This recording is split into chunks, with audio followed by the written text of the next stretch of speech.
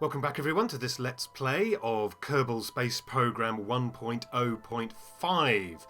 Now in the previous episode, episode 35, John Nowak did suggest that perhaps this Convert-o-Tron here is not as valuable on the ore transport vessel as it might be on the drilling platform itself. So he suggested we try a docking maneuver and actually try to transfer this module from one vehicle to another.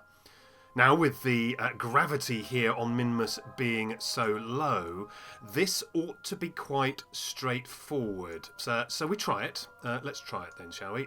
So let us... we're going to control from here. So this is going to be the docking port we are going to dock to here.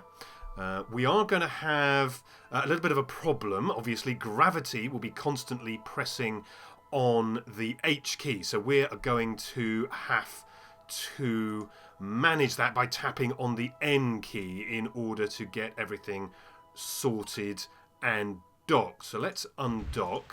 Let us quickly get the T and the RCS on. Let's get our docking port alignment indicator going and set that as the target. So we're nicely balanced.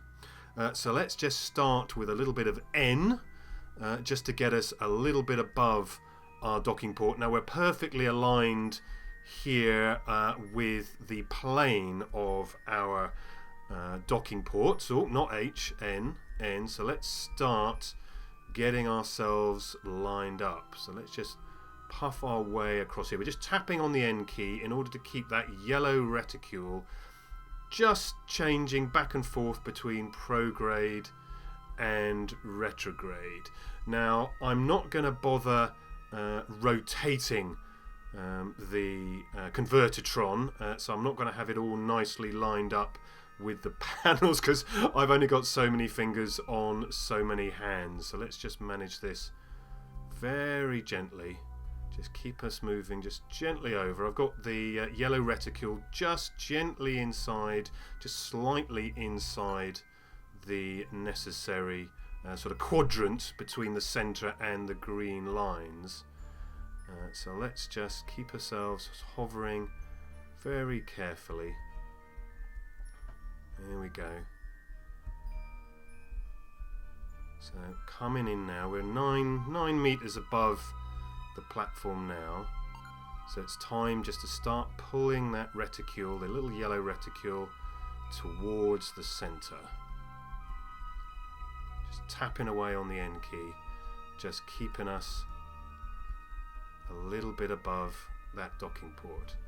So we're just starting to lower ourselves down. 5.8, 5.9. Let's get ourselves just ready to drop down. Now every slight change, every slight tap is just beginning to get very sensitive. There we go. So we're more or less in line one way. Just starting to come across the other way so I can start letting magnetism take over. It doesn't look as if we're that close, but we must be. Green lines just coming together, just gently drifting over. 3.1 meters above the target. Starting to bring us down, and there we go. Excellent, fantastic. It's always good to hear that clamp going on there as the docking ports align. So let's just extend the panels. They won't be all nicely lined up because I just couldn't manage rotating as well as keeping control of the vessel. But there we go. So John Nowak's little challenge there that he suggested we complete is now done. So we can get rid of the docking port alignment indicator. Let's just have a quick look. We've got liquid fuel and oxidizer, so let's get that switched on. Now that's probably going to keep ahead of the rate at which these two tiny little drills down here can actually drill. But we are harvesting, so we will have a little bit of fuel building up in our tanks. There probably won't be ore, because like I say, we will probably be converting faster than we can generate storage of ore. So all we need to do now is just leave Bill and Jeb to their mining activities and head on back to the VAB, because we need to build a bus in order to get our heroes home.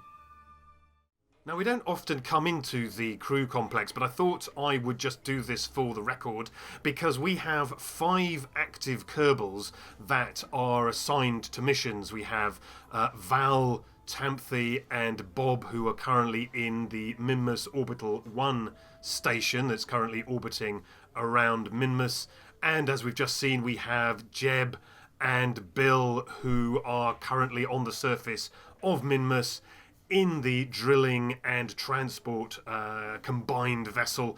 We need to bring them all back, so we need a vessel for 5 Kerbals, which has the capacity to dock with the mining station, the orbital station I should say, because we'll bring the mining transport vessel back up from the surface in order to transfer all our crew at once. So we need to build a bus for 5 Kerbals. Let's get cracking. So we need a bus that's going to bring us back 5 Kerbals. Now we've got a number of capsules. We've got the cupola module that takes a crew capacity of 1. The Mark II lander can, which will take 2. And the Mark 1-2 command pod that takes 3. Now we've got also the various other smaller lander cans and command pods which take 1. But we've also got access to the hitchhiker can, and that takes a total of 4 in its crew capacity. So let's base our bus off the hitchhiker can and perhaps get our 5th Kerbal in place using the cupola module. So that's a bus with a total of 5 crew capacity. So let's get our Minmus bus basics saved away. So if that's going to be our basic Minmus bus, what else do we need? Well, we'll need a probe core, either the Probo-Dobodyne Hex or the Octo core. It doesn't really matter. The Octo core, just plonk that on the top just there, because we don't have space for a pilot, and even if we did, we don't have a pilot without hiring one. So we'll go with that as a probe core. We don't have any access to those very nice low profile flat cores at the moment, but we're also going to need a docking port. So let's go for docking, and we're going to use the Kerbitrail docking port, because we'll dock down at the bottom of the station so that we can dock the transport vessel to the standard Clampertron docking port at the top. Now I don't particularly like the way that looks, so what we're going to do, get the offset tool and just drag this down a little bit just so it sits neatly on top there. I don't think it's going to poke out. No, it doesn't poke out. So that just hides that away. So that gives us a method of docking, but we'll obviously need some fuel for docking. We'll obviously need some fuel to transfer us there, and all those kind of life support bits and pieces that we will need. So this is the basis. Let's go for, I think what we're going to do next is go for the heat shield, because what I'm going to do is complete, not Hest shield, heat shield. So we want the larger heat shield, because what we're going to do is, this is basically the unit that's going to be coming back through the atmosphere.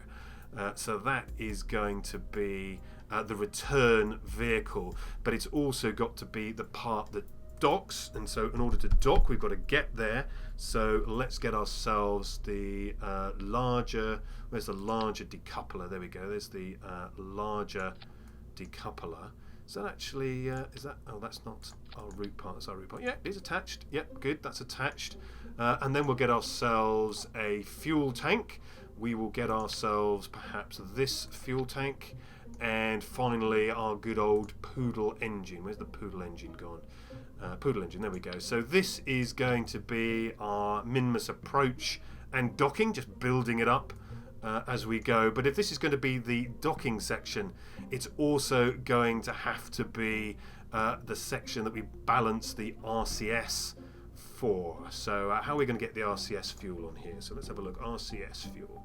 Now we have the very big RCS tank. That is quite large relative to what we need. So let's dispose of that. We do have these other smaller tanks, which perhaps we could squeeze on here at the top. But we also have these monopropellant tanks that look like so. Perhaps we should try these in a set of four. But that still looks like rather a lot of monopropellant just for that docking. So let's go right down to these tiny ones. Where should we put them? Should we put them up here? There we go. So we put them up there nice and neatly against our cupola module. So that's going to be our fuel. And next we're going to need our RCS thruster box. And as usual, we'll put on 8, 4 near the top and 4 near the bottom. We'll get up our handy RCS translation, RCS build aid to show us what sort of rotational torque we have. And we have a rotation that's going to be pulling us around in a clockwise direction. So let's just grab hold of these thruster blocks here and move those down. So that's reduced it a little bit. We can also do the same here, move these down as well. Now this is assuming, of course, we have a full fuel tank, and I suspect we will be probably quite low on fuel by the time we get there. So this is now translated into this is now translated into a rotation in the anti-clockwise direction. So we can just adjust these thruster blocks back up, and if you look there on the right, the torque of 0.3.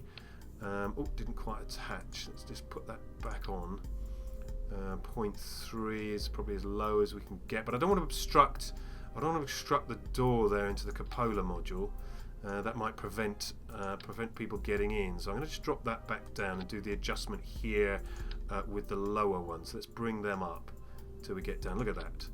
0.003 kilonewtons of torque. But that does all depend on how much fuel we will have left in this part of the tank. So let's just fill that back up, because we'll probably need all of that, and just dispose of our RCS build aid.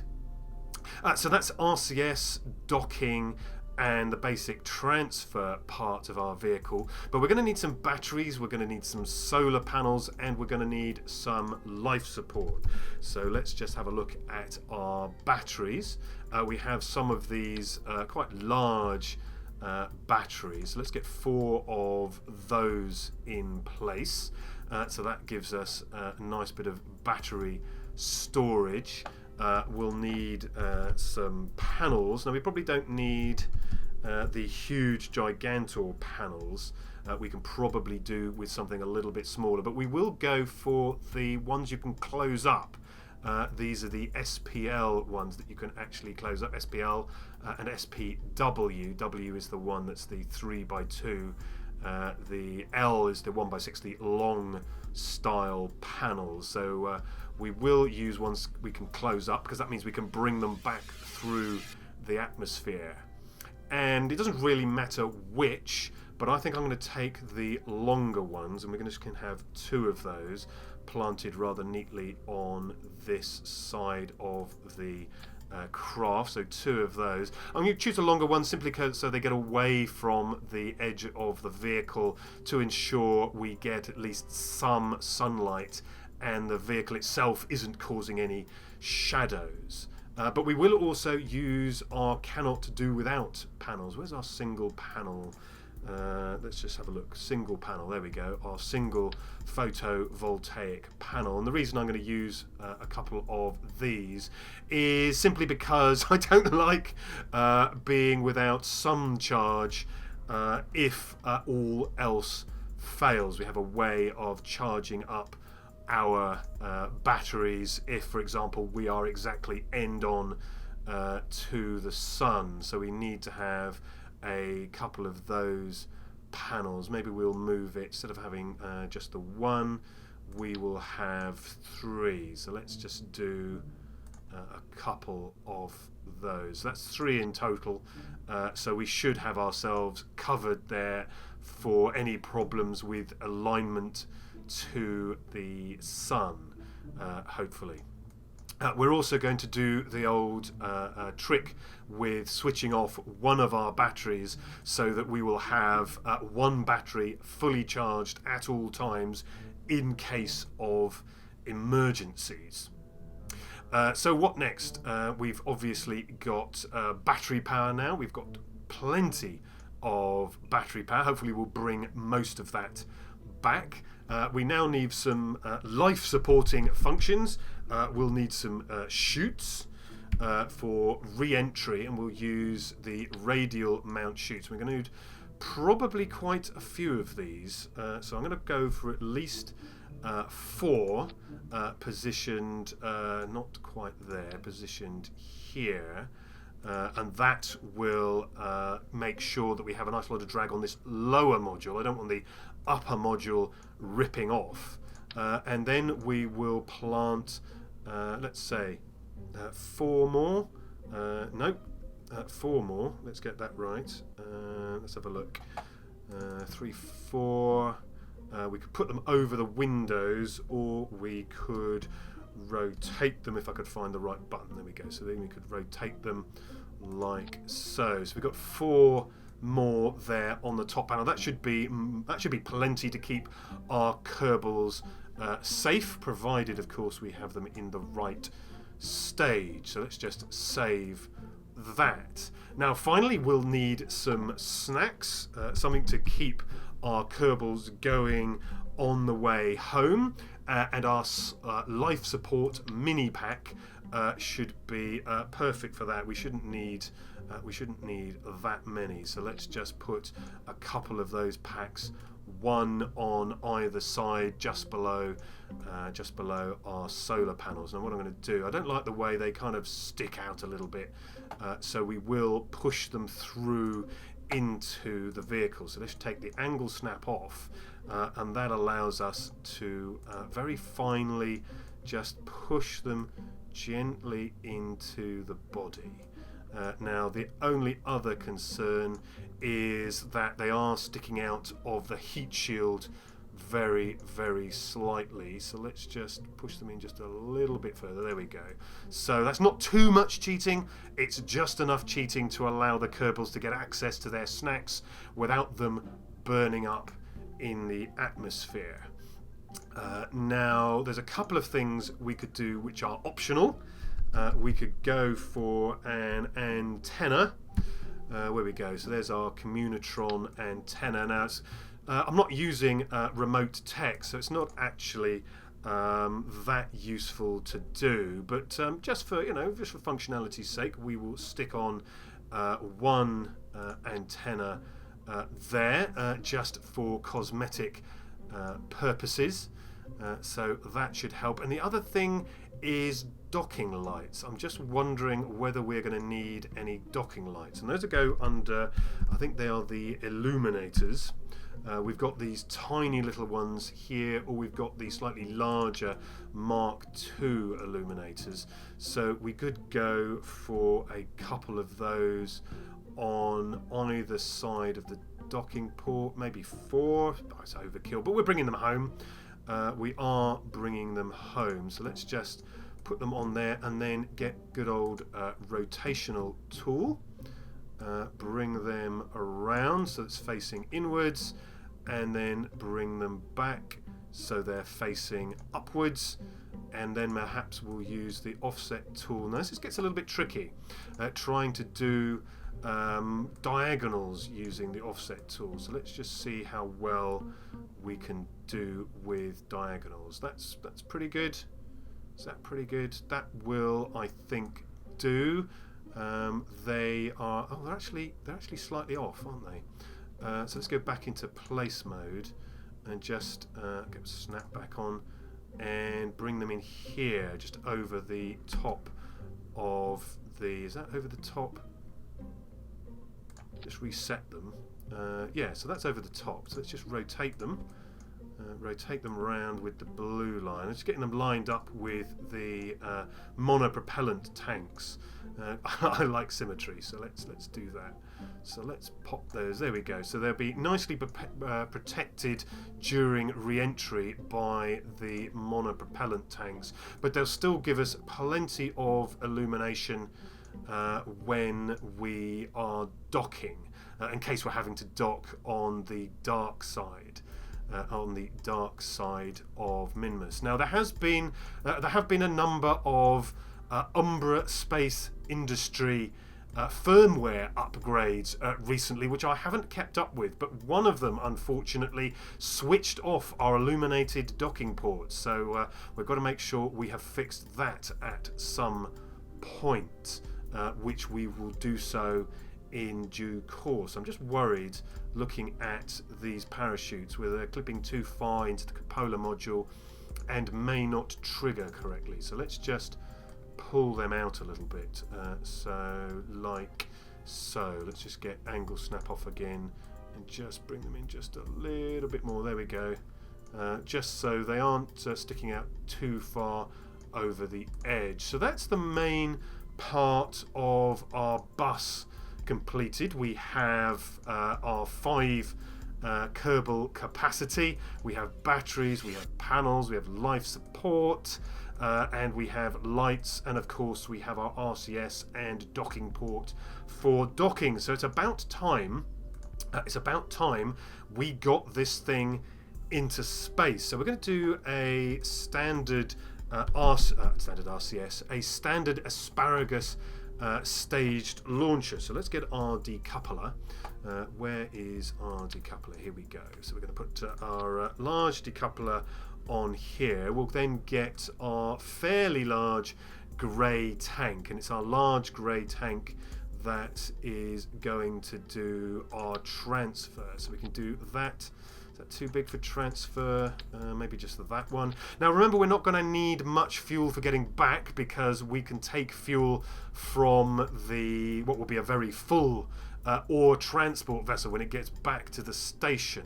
So we shouldn't need too much fuel in our transfer stage. This is just going to be our orbital removal, maneuvering and insertion stage. This will be our transfer stage. So let's go and get a suitable engine for that, and we'll use the skipper engine.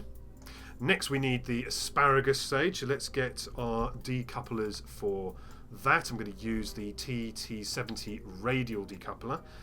We will use 2 of those attached right down here at the bottom. We'll worry about the staging a little bit later, and then we will use our good old orange tanks, to get ourselves up and away. Now the problem is, if you have these too high, they don't attach correctly. So let's get those there. Is that better? Yep, that should be okay. And again, go back for skipper engines. So that's the orange tanks attached. Of course, we do also need our fuel lines, or this won't be very much of an asparagus staged solution.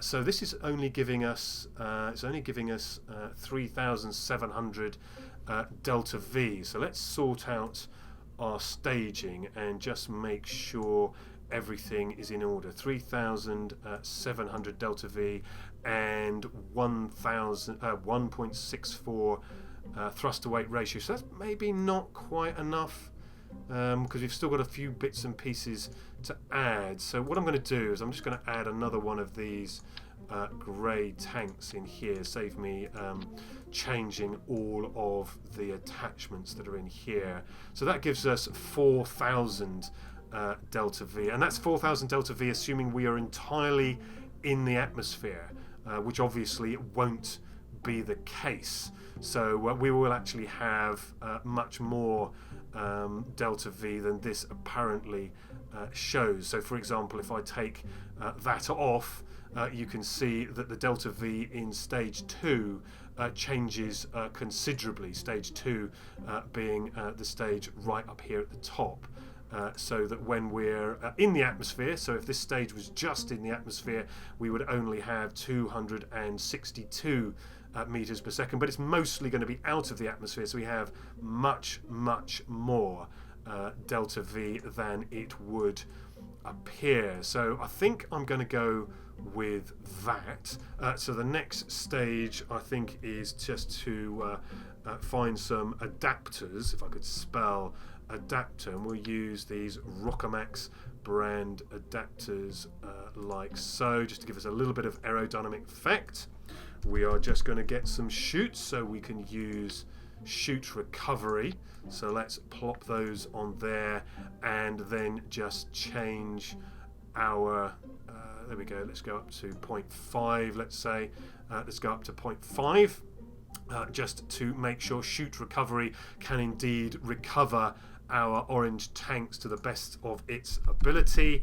And finally, of course, we need some struts, some EAS4 strut connectors, or space tape as they are otherwise known. So let's collect that just underneath there and then connect that to the edge of our orange tanks. Now there is one thing I have forgotten, and no, it's not landing legs, because we're just going to splash this down wherever it goes. I have forgotten some fins here at the bottom. I do tend to think it works a lot better with fins. I'm just going to change the placement of these pipes. So let's just squeeze down in here and change where the pipes go in. So they still asparagus staged into the center, but now we can go into the aerodynamic category and get ourselves where our favorite AVR8 winglets, and get 4 of those positioned symmetrically around the side here. What can I see? Oh, that's 2, 3, 4. There we go. So those are positioned correctly there, and then I will get our landing launch stabilizers, I should say. So let's get 2 here on the grey tank and 2 here on the outer tanks. There we go. So let's just get all of these positioned correctly. So those are the 2 chutes to recover the orange tanks, which will fire when those TT decouplers fire. That's those in there. We want all of our launch stabilizers to fire when the engines fire. We've then got this final stage in here, and then lastly we've got our descent stage, if you like, our descent stage back into Kerbin. So let's save that, and with that said, I think we will launch this towards Minmus in the next episode. So if you would like to like and subscribe if you've liked this episode, and I look forward to seeing you again soon. Take care. Bye-bye.